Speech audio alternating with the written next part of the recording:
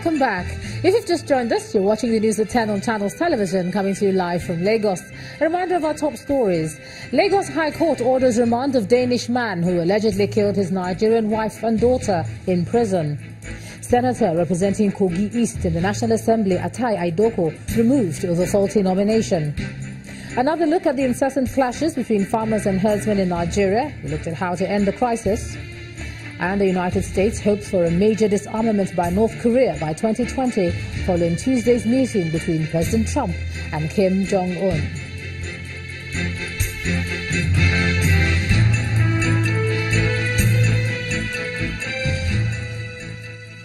ChannelsTV.com has more information for you, and on youtube.com/channelsweb you can watch our videos. You can also watch us on your mobile device via your browser or download the Channels TV app for Android, iOS and Windows devices from their respective stores. Besides giving you access to news updates on the go, the Channels TV and Channels 24 app have an eyewitness feature that you can use to share pictures, videos or news of happenings around you. Just install the app and then tap and swipe to reveal the menu and then follow the instructions. The 2018 budget will be signed by President Muhammadu Buhari next week. His special advisor on media and publicity, Mr. Femi Adesina, confirmed this to State House correspondents after the Federal Executive Council meeting today. He, however, did not disclose the exact date the bill will be signed, but confirmed that the President has given the assurance that the bill will be signed in the coming week. Meanwhile, the Minister of Justice and Attorney General of the Federation reveals that the federal government has initiated a process to recover additional $500 million. Our correspondent Gloria Umezuke reports. President Muhammadu Buhari presides over the Federal Executive Council meeting. This one comes with some cheering news. After the closed-door meeting, presidential spokesperson at a briefing revealed that the 2018 appropriation bill transmitted to President Muhammadu Buhari 2 weeks ago will be signed in a matter of days. It will be signed next week. You will be told the specific day, but the one thing we are sure of is that the budget will be signed next week. The position of things is... The Attorney General of the Federation and Minister of Justice also announced that the federal government is in the process of repatriating additional $500 million of stolen funds. Nigeria had engaged other countries, inclusive of UK, United States of America, France, JC, among others, in further negotiations relating to repatriation of looted assets. And I'm equally happy to report that we are almost concluding processes relating to repatriation of additional around $500 million, which we hope will be recovered very soon as well. We are at a point where we are trying to come to terms with the U.S. government as to the projects that Nigeria intends to commit the money to. Council also approved the Food Safety and Quality Bill, which is expected to reduce foodborne illnesses across the country. With the formal approval of these two documents, we will have a reduction in the incidence of foodborne illnesses through so many preventive controls that are already contained in the bill, and will also help us to support achievement of sustainable, effective food trade that will boost and enhance the national economy. The federal government also approved 500 million naira as payment to lawyers engaged by the government in the recovery of 330 billion naira fine from Nigeria's telecommunications giant, MTN. From the presidential villa, Gloria Umezuke, Channels Television News. We're staying in Abuja, but this time we're crossing to Ibrahim Adra. Ibrahim? That's right, Ijomath. Good to see you. Now, the British government is reaffirming its commitment to provide technical and investigative support to the Economic and Financial Crimes Commission in its bid to stop politicians from buying votes ahead of the 2019 general elections. The acting chairman of the Anti-Graft Agency, Ibrahim Magu, and the British High Commissioner to Nigeria, Mr. Paul Ockright, explained that the fight against corruption requires the holistic collaboration of all Nigerians and international agencies.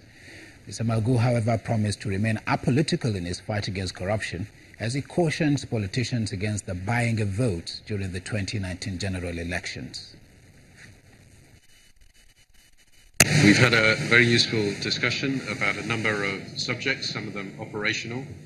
We've talked as well about the elections coming up in February 2019 and the importance of the EFCC and INEC as two important independent institutions who are there to help preserve the integrity of the political process here and clearly to take forward investigations without any prejudice on one side or the other, following the evidence and taking action where that is justified.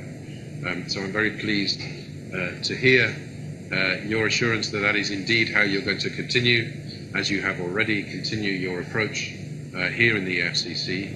And I have said that we're ready to continue our support, the British government's support, both in technical assistance, in investigations, and of course more broadly in supporting this great independent institution.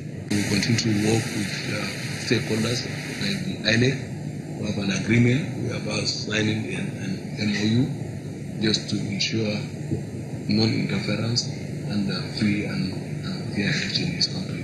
And we will stop people using money to buy votes. And we will be apolitical, I assure you.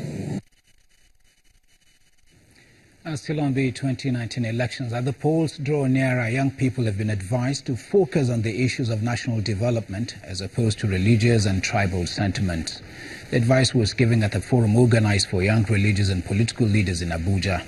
According to the organizers of the gathering, young people make up 65% of the country's voting population and are the main tools used to perpetrate violence during elections.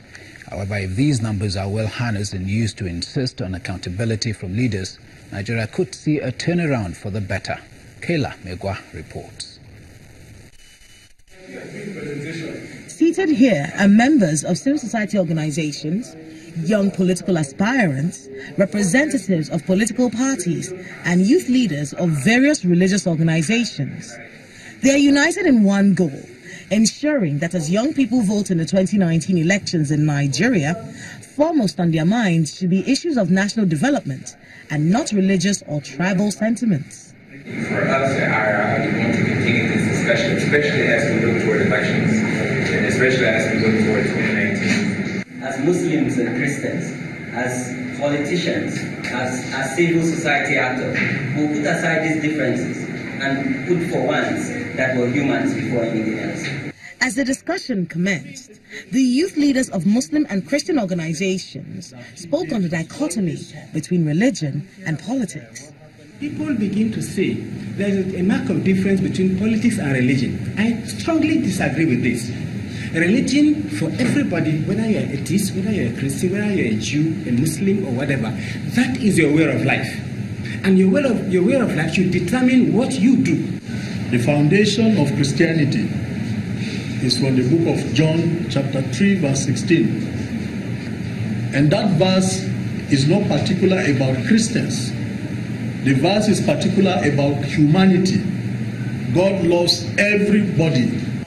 Other issues raised by young politicians at the event are the enormous costs of elections in the country. There's a lot of hunger in the land today. So if you go and say, oh, you speak all the grammar, like in Bayelsa, I won the two debates. The two debates that was held by myself, the current governor, and the one that was coming back. I won them, the two debates. People were telling me that if it is English, you are the governor. But we don't understand it. That is the reality. Nobody should tell you that if you don't have money, you can win. It is not true. While the meeting sought to propagate the message of humanity first, young people around the country were also charged to increase their circle of influence beyond social media and to the grassroots level. Kayla Megwa, Channels Television News. Many thanks, Kayla. Staying with politics, but this time around in Ekiti State, the People's Democratic Party is winning more voters ahead of the governorship election in the state. Now, the governor, Ayodele Fayose, is seeking the blessing monarch for his successor and his running mate. He personally presented the two of the monarch of Ado Ekiti, Oba Ademo Adejugbe. The incumbent governor in Ekiti State, Ayodele Fayose, polled more than 40,000 votes in Ado Ekiti, the state capital, in the 2014 governorship election, and by his evaluation, Any politician of note in the state must take the town seriously. That is why he's here to present the governorship candidate and his running mate, who hails from the state capital, to the monarch, Oba Adeyemo Adejube, who gives his blessings in front of party supporters of the outgoing administration. He's a young man, vibrant, 39-year-old person. Apart from that, he's a Muslim. I don't vote. The other people now are free to pick the candidate of their choice. What they've been able to do, the governor is achievement so far, the deputy governor is achievement so far, the deputy governor is running mate, the achievement when he was the council chairman, then the deputy governor too is his own achievement. So they all will be based on the personal merit. The candidate and his running mate are confident that they have put the right foot forward and will march on to victory in the July governorship elections. If you want to embark on a journey like this, you need the prayers of elders. So today, I'm happy because myself and my running mate got the blessings of the elders today, and we are confident that definitely as we proceed in this journey, we are going to be victorious by God's grace. This is the best thing that can happen to anybody seeking public office in Ekiti State, especially if you are coming from Ekiti. And this is an institution that represents the minds of other people. It's an institution when the word comes forth from here. I mean, you can go to slave. The monarch believes the performance and antecedents of the outgoing administration will speak for the candidate in the contest, as the PDP seeks to retain the seat of power in Ekiti State. Meanwhile, the Independent National Electoral Commission, INEC, in Ekiti State has presented the register of voters for the July 14th governorship election in the state to political parties. The Commission also gave the assurance that the use of technology, coupled with the integrity of the Commission, will go a long way in making the poll credible.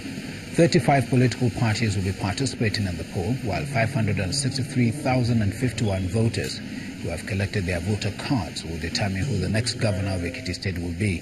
And this is less than 20% of the total population of the state. INEC says more than 353,000 PVCs are yet to be collected, and statistics from the INEC shows that 51% of the eligible voters are between the ages of 18 and 35. And when the news at 10 returns, peace returns to Ofani-Rile communities in Kwara State after decades of violent clashes that claimed many lives. To join us again.